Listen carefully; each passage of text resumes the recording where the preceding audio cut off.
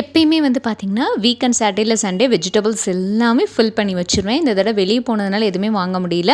Monday போகிறப்பயுமே ஏதோ வணிகர்கள் தினம் அப்படின்னு சொல்லிட்டு லீவுன்ட்டாங்க. ஸோ இருக்கிற வச்சு சமாளிச்சுக்கலாமேன்ட்டு வீட்டில் வந்து பார்த்திங்கன்னா, பச்சை பட்டாணி, காலிஃப்ளவர், கொஞ்சம் பொட்டேட்டோ இருந்துச்சு. இதெல்லாம் சேர்த்து கிரேவியுமே ரெடி பண்ணிவிட்டேன். எனக்கு பர்சனலாக இந்த கிரேவி ரொம்ப பிடிக்கும். எப்பயுமே ஹோட்டல் ஸ்டைலில் குருமா வரோன்னா வெஜிடபிள்ஸ் வந்து இந்த தேங்காய் பேஸ்ட்டோடு சேர்த்து நல்லா நிறைய தண்ணி விட்டு திக்காய் வர வரைக்கும் கொதிக்க விட்டிங்கன்னா, அப்படியே ஹோட்டல் ஸ்டைல்லே குருமா இருக்கும். கரம் மசாலா, மிளகாய்த்தூள் கொஞ்சம் கம்மியாக சேர்த்துக்கோங்க. அப்போ உங்களுக்கு டேஸ்ட் அதே மாதிரியே வந்துடும்.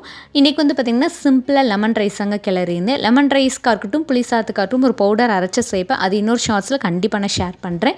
இது கூடவே நல்ல தள்ளன்னு இந்த வெயிலுக்கு ஏற்ற மாதிரி தயிர் சாதமும் சூப்பராக ரெடி பண்ணியிருந்தேன். ஸோ ஹஸ்பண்ட் லஞ்ச் பாக்ஸுக்கு லெமன் ரைஸ், கர்ட் ரைஸ், இது கூடவே வந்து பார்த்திங்கன்னா பிரண்டை துவையல், அதுக்கப்புறம் வந்து பார்த்திங்கன்னா அவிச்ச முட்டை வந்து கொடுத்து விட்டுருந்தேன். டெய்லி ஒரு முட்டை ப்ரோட்டீனுக்காக எடுத்துக்கிறோம் நாங்கள் 2 பேருமே சரி.